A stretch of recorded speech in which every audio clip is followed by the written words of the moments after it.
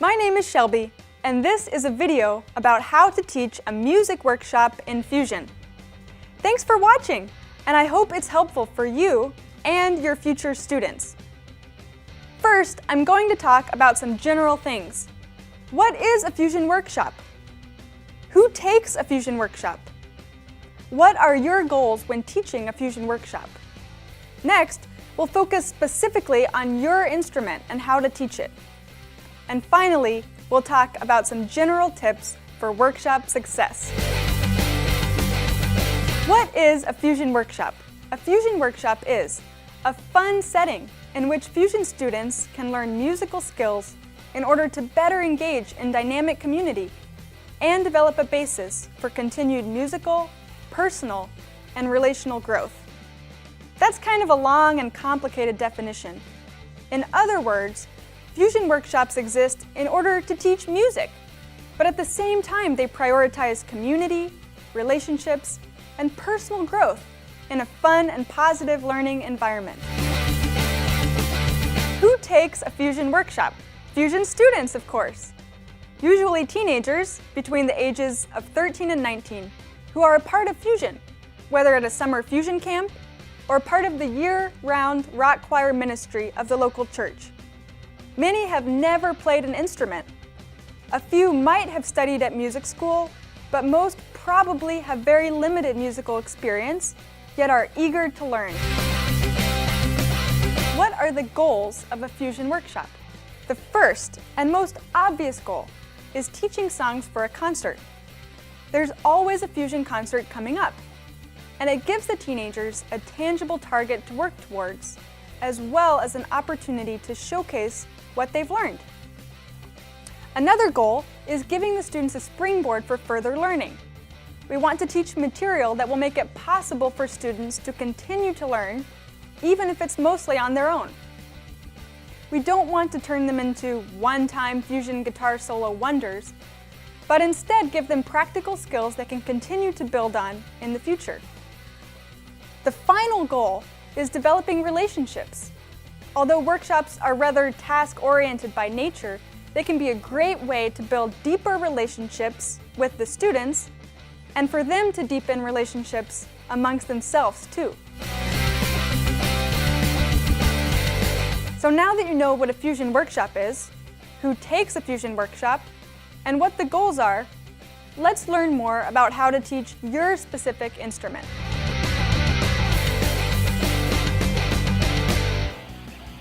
Always start by explaining the basics of the instrument. For bass, it means just names of the strings. On a bass, we have normally 4 strings: E, A, D, and G. So it's eat, all, day, good. Nice. And we have also frets.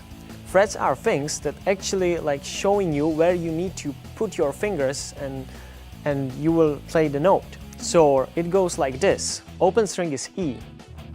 Then we have F, then F sharp, then G, G sharp, A, B flat, B, C, C sharp, D, D sharp, and E again. Nice. Let's write it down.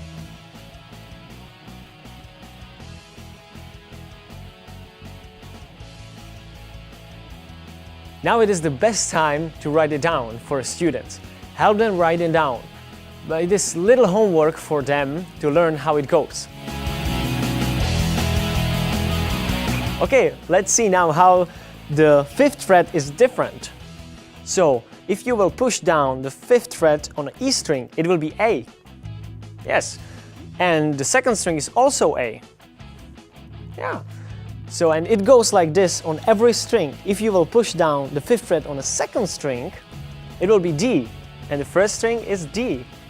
Yes, that's nice. And the last one, 5th fret on a 1st string, is G.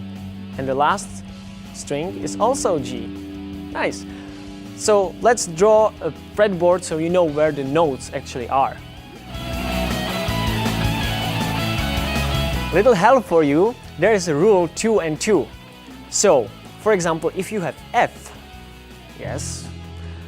And you will go 2 frets up and 2 strings down. You will have again F, but higher. Nice. Next, teach them some basics about right hand.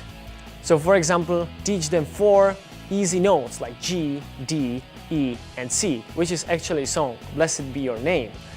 Let them find them on a fretboard so they will memorize it. And after, just say them what to do with their right hand. Okay, let's learn some really easy song together.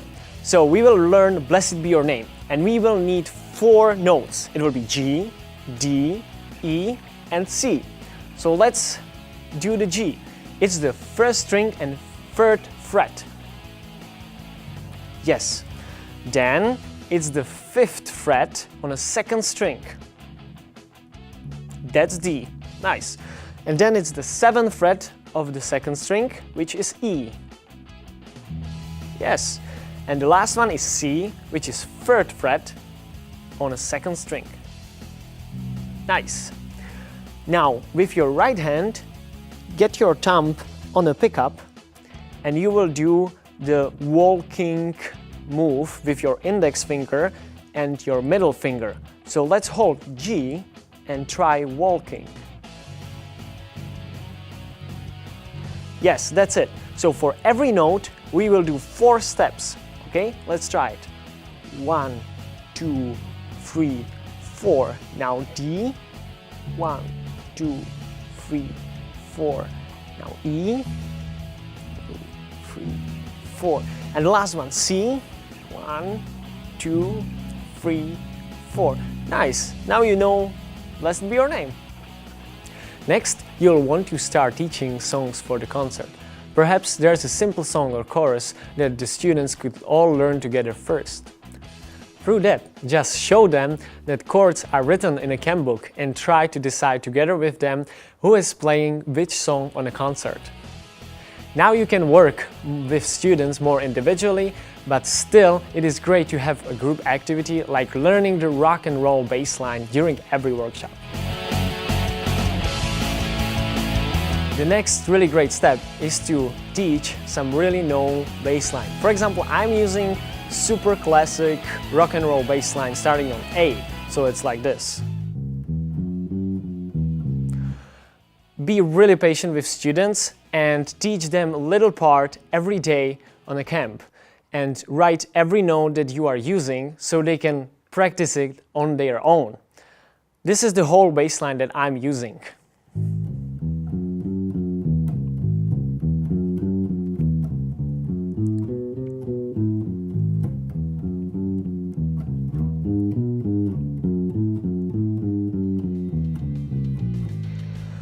At the end of the camp, they are really excited that they can actually play whole rock and roll bass line. Here are some things not to do. Don't just tell the student where to put their fingers. Make sure they know which notes they are playing. That way they are actually learning music, not just one isolated part. Don't just focus on the big group the whole time or just on the individuals. There should be a mix of group learning, like well-known bass lines and notes, and individual focus when students are learning these specific songs. It is important to repeat general information, so even if I'm only teaching a simple part, I should still say the notes they are playing and show them an easy way to reach them so they won't be, for example, playing all the time only on E string. It is better to teach the whole song very simply, and then, if the student will totally get it, you can think of something a little harder. Know the concert songs, the songs you're teaching, inside and out. The better you know a song, the easier you'll be able to teach it. And the easier it will be to adjust parts as needed for students who are more or less advanced. Make sure you're communicating well with the other workshop leaders and band leaders, so that parts of songs are covered but not doubled up. Remember that perfection is not the goal, but at the same time you want your students to feel successful, not like failures, because they can't get a hard part. You want to challenge them, but also set them up for success. Never force anyone to play in the concert, but encourage them until the bitter end. Some students will gain confidence bit by bit and really love playing in the concert, but only after a lot of practice and encouragement. Offer more options for more advanced students. Have ideas for extra songs or exercises handy. Spend time with students outside of your workshop. Music is a language. Don't stop there. Let it be a tool and foundation for relationships and trust.